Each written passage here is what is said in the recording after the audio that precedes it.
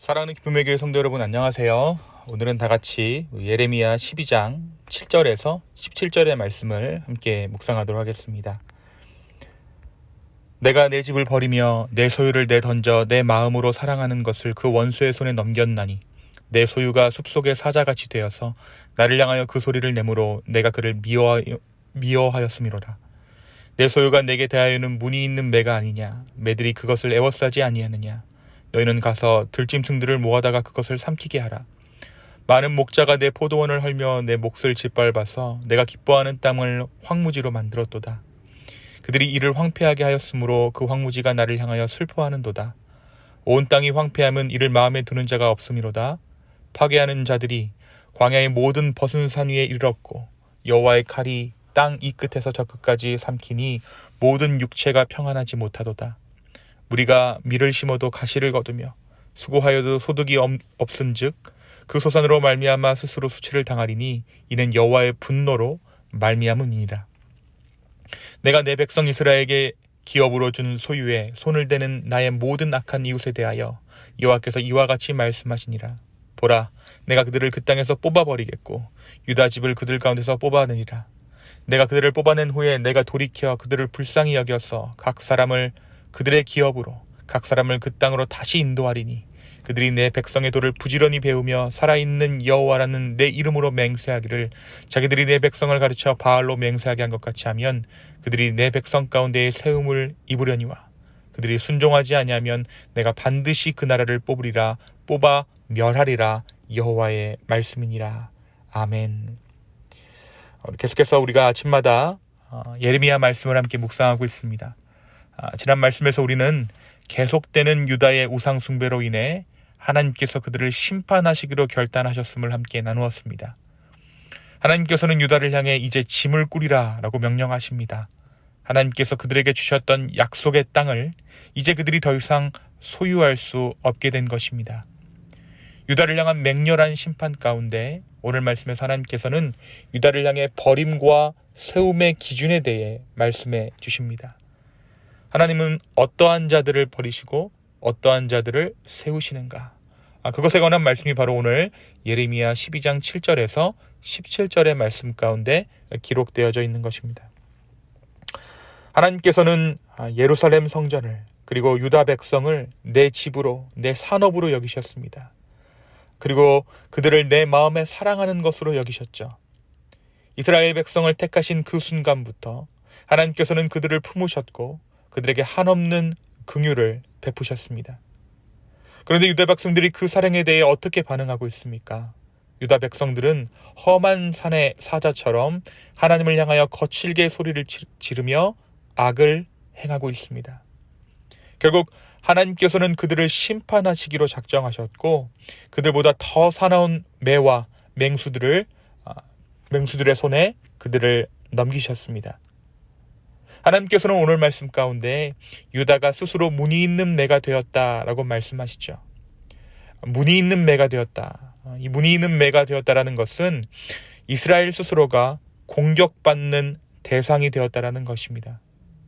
유다 백성들이 하나님도 섬기고 바알도 섬기고 하나님도 섬기고 세상을 섬기는 가운데 혼합 종교를 가진 사람들이 되었죠. 그래서 그들 스스로가 문이 있는 매가 되었습니다. 문이 있는 매가 되면 다른 매들의 공격을 받게 되는 것입니다. 신앙의 순수성을 잃어버린 유다가 하나님만을 섬기는 것을 스스로 포기한 유다에게 더 이상 하나님의 보호막이 있지 않다라는 것을 문이 있는 매다, 이제 다른 민족에게 공격받기 쉽게 되었다, 눈에 띄는 매가 되었다라고 오늘 말씀이 기록하고 있습니다. 또한 그 땅의 상황에 대해서 하나님은 말씀하십니다. 좋은 포도원과 같았던 유다가 황무지가 되었습니다. 유다의 온 땅이 황무지가 되었어도 아무도 이를 슬퍼하는 자가 없습니다. 나라가 망할 위기에 처해 있어도 나만 평안하면 된다라는 극도의 이기심이 유다 온 땅에 가득합니다. 더 이상 그 땅에는 소출이 없습니다. 아무리 열심히 노력해서 그 땅을 일구어도 그 땅에서는 더 이상 소산이 나오지 않습니다. 그런데 여러분, 땅이 바뀐 것도 농사를 짓는 사람이 바뀐 것도 아닙니다. 다만 하나님께서 더 이상 그 땅에 소산이 나는 것을 원하시지 않으셨습니다. 젖과 꿀이 흐르던 땅 유다가 이제 황무지가 된 것입니다. 하나님께서 그들에게 가나안 땅을 주셨고 모세로 하여금 광야를 건너게 하실 때 분명 이곳은 젖과 꿀이 흐르던 땅이었습니다. 유다의 죄악이 젖과 꿀이 흐르던 이 땅을 황무지로 바꾸고야만 것입니다. 땅의 문제가 아니라 그 땅에 어떠한 사람이 사는지가 중요하다는 것이죠.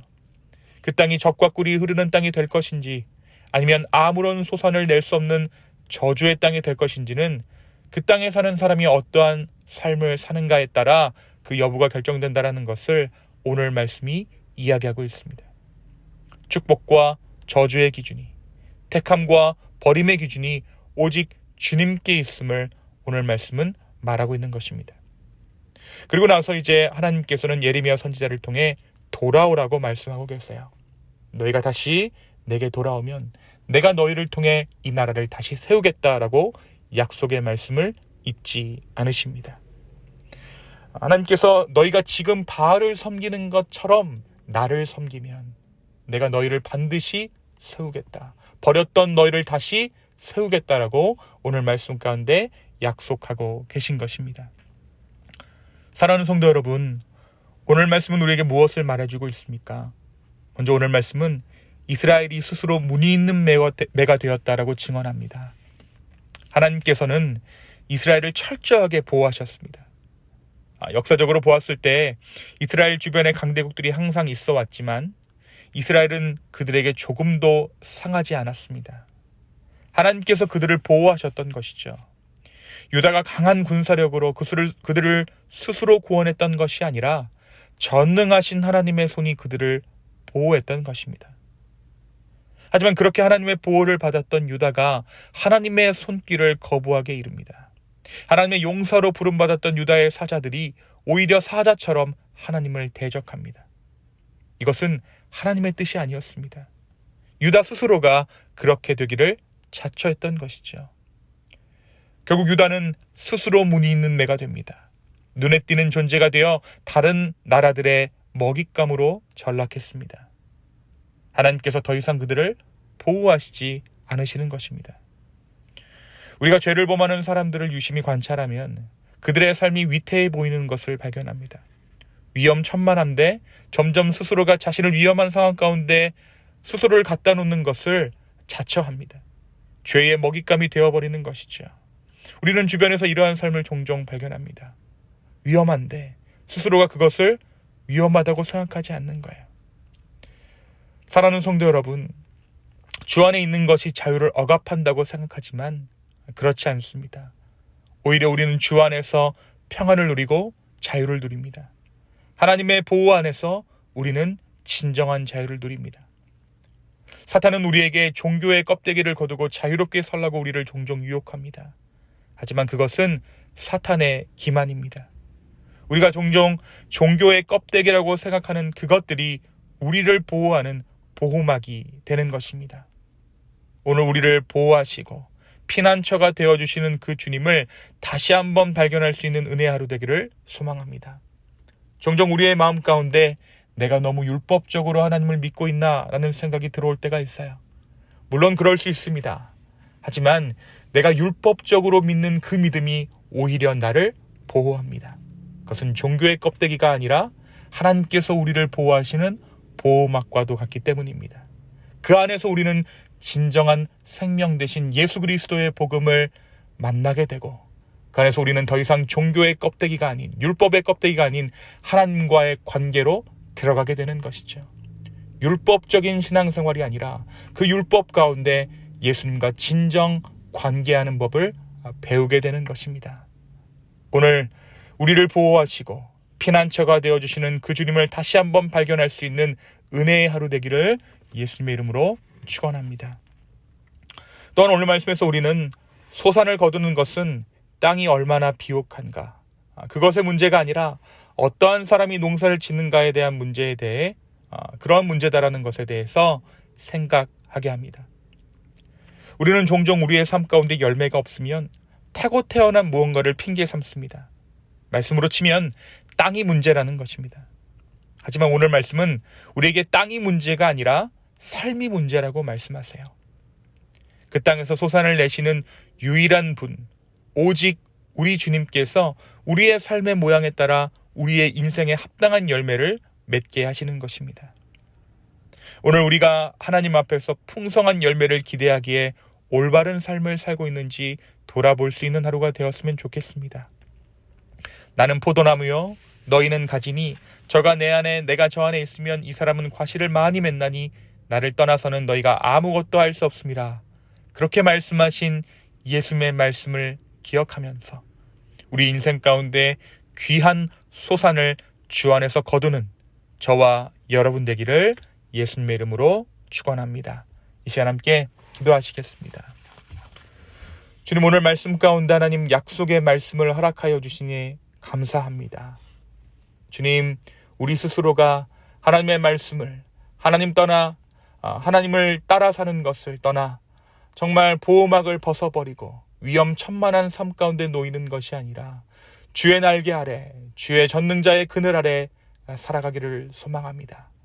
주여, 우리의 삶을 붙잡아 주시옵소서. 또한 우리의 하루의 삶 가운데 하나님의 위로가 충만한 삶 살기를 소망합니다. 주여, 우리 가운데 함께하여 주시고 우리의 삶을, 우리의 마음을 붙잡아 주시옵소서. 감사합니다. 예수님의 이름으로 기도하였습니다. 아멘.